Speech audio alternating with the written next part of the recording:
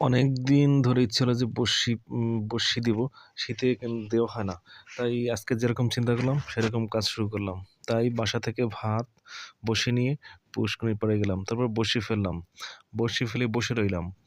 বসতে বসতে এমন অবস্থা হয়েছে যে যেন ঘাড় পিঠ ব্যথা হয়ে যায়। প্রায় ১.৫ ঘন্টার মতো ছিলাম, কিন্তু দুঃখের বিষয় এই যে পুষ্করিণীতে একটি মাছও পেলাম না। তারপর গেলাম ঘেরের দিকে। আমার মনে হয় যে শীতের জন্য বড়শিতে মাছ খায় না। তারপরে ঘেরে অনেকক্ষণ বসে থাকলাম। বসে থাকার পরেও কোনো ফলাফল ভালোর দিকে যাচ্ছে না। তারপরে চেষ্টা করতে রইলাম।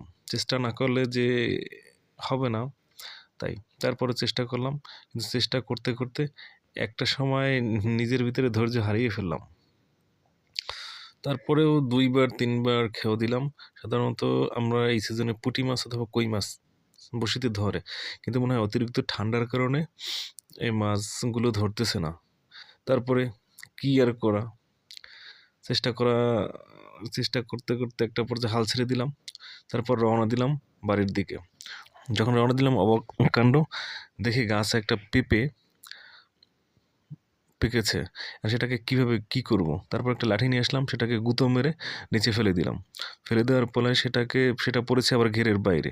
তারপর সেটাকে ওপাশে গিয়ে নিয়ে আসলাম। নিয়ে এসে তারপর আবার ঘেরের চারপাশে হাঁটতে লাগলাম। দেখি ঘেরে কি, কি আছে। অনেকদিন হয়েছে ঘেরে ঘুরে দেখা হয় না। তারপরে পেঁপে দেখলাম। আমাদের আরও কয়েকটা পেঁপে গাছ আছে। দেখি সেই পেঁপেগুলোর কি অবস্থা। এটা হচ্ছে আমাদের ঘেরের ঘর। এটা হচ্ছে আমাদের ঘের। তারপর হাঁটতে থাকলাম। হাঁটতে তারপর একটু পরে দেখতে আমাদের ঘিরে একটা সাঁকো আছে। তো সেই সাঁকোর উপর যাবো না, কারণ উপরে পেঁপে গাছ আছে। এখন গেলে প্রায় সন্ধ্যা হয়ে আসছে তো, তার জন্য। তারপর গেলাম আরও সামনের দিকে। সামনের দিকে গিয়ে এই কর্নারে আমাদের আরেকটা পেঁপে গাছ আছে। সেই পেঁপে গাছটা অল্প কয়েকটা পেঁপে আছে। দেখি পেকেছে কিনা। না, এটায় কোনো পাকা পেঁপে পাওয়া গেল না। তারপর আবার সামনের দিকে হাঁটতে থাকলাম। এটা একটা বড় পেঁপে আছে। কয়েকদিন ধরে অপেক্ষা করতেছে পাকবে কিনা। এটা রয়েছে আমাদের কাঁচা কলা গাছ। তারপরে আজকে সাধারণত মাছ পেলাম না, বাট পেঁপে নিয়ে বাসায় আসলাম। ধন্যবাদ সকলকে, ভালো থাকবেন।